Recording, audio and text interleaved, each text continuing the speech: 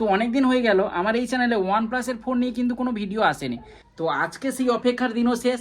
আজকে ভিডিওতে কথা বলবো OnePlus 12R ফোনটিকে নিয়ে। তো এই ফোনটি লেটেস্ট OnePlus-এর তরফ থেকে ফোন, যদিও কিছুদিন পরে OnePlus 13 আসছে, কিন্তু 12R-টাকে কোম্পানি কিন্তু ফ্ল্যাগশিপ কিলার হিসেবে লঞ্চ করেছিল। আর তার স্পেসিফিকেশান ফিচার্সগুলো কিন্তু সেই কিলার হিসেবে অনেকটা গেছে। তবে সব স্পেসিফিকেশান কিন্তু যে ফ্ল্যাগশিপ লেভেলে সেটা কিন্তু নয়। কিছু কিছু ফিচার্স আছে যেগুলো কম্প্রোমাইজ করেছে কোম্পানি, আবার কিছু কিছু ফিচার্স আছে পুরো টপ নচ। তো সেই সব কিছু কিন্তু এই ভিডিওতে আলোচনা করবো। আর এই ফোনটি কোন কোন ইউজারের ক্ষেত্রে ইম্পর্টেন্ট সেটাও তোমরা বুঝতে পেরে যাবে যে কি কি ফিচার্স বেস্ট আছে। তো এই ফোনটি OnePlus 11R-এর সাকসেসর, কিন্তু অলমোস্ট সেম, যেটা ভিডিওতে আগেও জানতে পারবে। আর দেরি না করে দেখে নেওয়া যাক এই ফোনটিতে কি কি জিনিস স্পেশাল আছে আর কি কি জিনিস এদিক ওদিক আছে। তো চলো স্টার্ট করি। আর এটা একটা রিভিউ ভিডিও, এটাতে কোনো আনবক্সিংয়ের কোনো কথাই নেই, পুরো ডাইরেক্ট রিভিউ। প্রথমে এই ফোনটি যেটা আছে সেটা হচ্ছে ডিজাইন। এই ফোনটির ডিজাইনটা দেখো পুরো কিন্তু ব্যাপক, আর ব্ল্যাক কালারটা পুরো প্রিমিয়াম লাগবে, হালকা চিকন চিকন টাইপের পুরো প্রিমিয়াম লাগবে।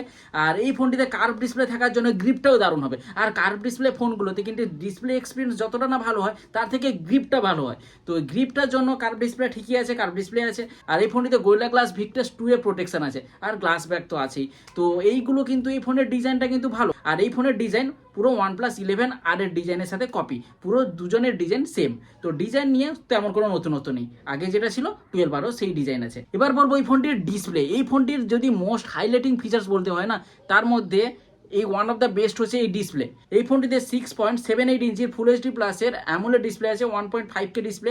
আর এই ফোনটিতে 120 হার্টজের যে রিফ্রেশ রেটটা, মারাত্মক লেভেলের টাচ এক্সপিরিয়েন্স পাবে তোমরা। এমনিতে OnePlus-এর সফটওয়্যার এক্সপিরিয়েন্স ভালো, তারপরেও 120 হার্টজের রিফ্রেশ রেট থাকার জন্য এ পুরো স্মুথ এক্সপিরিয়েন্স হবে। অ্যাপ ওপেনিং ক্লোজের সময় আরামসে ইউজ করতে পারবে। 120 হার্টজ রিফ্রেশ রেটটা কিন্তু এই ফোনে ভালোভাবে কাজ করছে।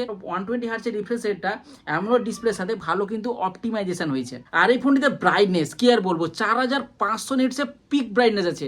মানে আউটডোরে আরামসে দেখতে পাবে, যেরকম ইনডোরে যতটা কোয়ালিটি দেখতে পাও, যতটা ব্রাইট ভাবে ডিসপ্লেকে দেখতে পাও, সেরকম আউটডোরেও ব্রাইট ডিসপ্লে দেখতে পাবে। 4500 নিটসের ব্রাইটনেস, কম কথা, ব্রাইটনেসের দিক থেকে ভালো এক্সপিরিয়েন্স পাবে। আর এই ফোনটিতে HDR10+-এর সাপোর্ট আছে। আর এই ফোনটিতে কার্ভ ডিসপ্লে আছে, তাই ভিডিও ভিউইং এক্সপিরিয়েন্সটা দারুণ পাবে। কার্ভ ডিসপ্লে থাকার জন্য কিন্তু অ্যাক্সিডেন্টাল টাচ হতে থাকে, তো এই ফোনটিতে সেরকম কোনো ব্যাপার নেই। এই ফোনটিতে কেস লাগিয়ে ইউজ করবে, কেস লাগিয়ে না ইউজ করলে এমনিতে গ্লাস ব্যাগ আছে, ফিঙ্গারপ্রিন্টসটা পড়ে। আর তাছাড়াও কার্ভ ডিসপ্লে থাকার জন্য একটু এই অ্যাক্সিডেন্টাল টাচ আর একটু সুরক্ষার জন্য কেস লাগিয়ে ফোনটিকে ইউজ করাটা বেস্ট হবে। আর একটু ফোনটা কিন্তু স্লিপি টাইপের, মানে যেহেতু ওয়েট আছে 200 গ্রামের মতো না, পড়ে যাওয়ার ভয় থাকে, তাই অবশ্যই স্ক্রিন গার্ড আর কেস ইউজ করে থাকবে। আর এই ফোনটিকে ইউজ করার সময় হেলমেট অবশ্যই দরকার, মানে ফোনের হেলমেট, কেস আর স্ক্রিন গার্ড।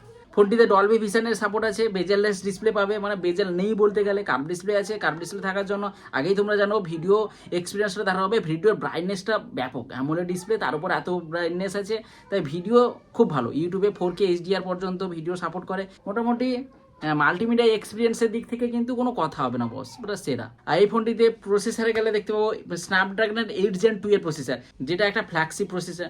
আর এই ফোনটির যে গেমিং এক্সপিরিয়েন্সটা পুরো ফ্ল্যাগশিপ লেভেলেরই, মানে ব্যাপকভাবে গেমিং করতে পারবে ভালো পারফরমেন্সের জন্য, কারণ প্রসেসর ভালো। তারপরে UFS 3.1 এর স্টোরেজ টাইপ আছে, LPDDR4X এর র্যাম টাইপ আছে। কোনো গেমিংয়ের ক্ষেত্রে কোনো রকমের ল্যাগ হবে না, কোনো রকমের ফ্রেম ড্রপ হবে না। 90 FPS এ BGMI খেলতে পারবে, 120 FPS এ COD খেলতে পারবে। তো গেমিংয়ের দিক থেকে কোনো রকমের অসুবিধা নেই, যত পারো হাই গেমিং করতে পারো। আর ফোনটিতে গেমিং করেও দেখেছিলাম, অতটা বেশি কিন্তু হিটিং ইস্যু নেই, পুরো স্মুথ গেমিং এক্সপিরিয়েন্সটা পেয়ে যাবে।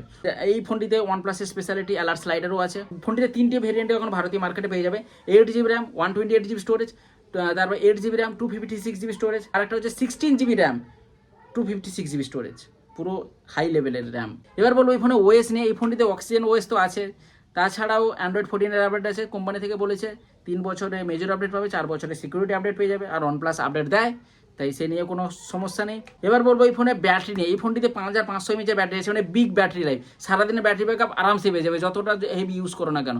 5500 mAh ব্যাটারি লাইফ। তাছাড়াও 100 ওয়াটের ফাস্ট চার্জিং, যেটা তোমরা আধ ঘন্টার মধ্যে ফুল চার্জ হয়ে যাবে। মানে আধ ঘন্টা বসাতে না বসাতে ফুল চার্জ, 10-15 মিনিট তো চার্জে বসালে তো তোমার 50%-এর উপরে চলে যাচ্ছে।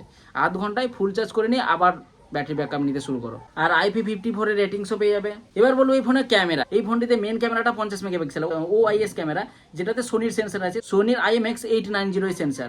আর 8 মেগাপিক্সেলের আলট্রা ওয়াইড সেন্সার আর 2 মেগাপিক্সেলের ম্যাক্রো সেন্সার। তবে ফোনটিতে টেলিফটো লেন্স দিলে হয়তো ভালো হতো, কারণ সেই লেভেলের কিন্তু ফোন এটা পুরো 11R এর সেট আপটাই দিয়ে দিয়েছে। তাই নতুনত্ব কিছু আনতে হলে 11R এর থেকে যদি ডিফারেন্স আনতে হতো তাহলে কিন্তু টেলিফটো লেন্সটা দরকার ছিল, কিন্তু এই ফোনটিতে টেলিফটো লেন্স নেই। আর ফটো কোয়ালিটি ঠিক আছে, ন্যাচারাল করার চেষ্টা করেছে, পোর্ট্রেট মোডও ভালো আছে, স্কিন টোনটা ওয়ার্ম আছে, স্কিন টোনটা ঠিক আছে। OnePlus ফটো ভালো করে, সোনির সেন্সার আছে, তাই ফটো কোয়ালিটি ভালো হবে। আর এই ফোনটিতে ব্যাক ক্যামেরাতে 4K 60 FPS পর্যন্ত ভিডিও রেকর্ডিং করতে পারবে, আর সেলফিতে 1080p ভিডিও রেকর্ডিং করতে পারবে।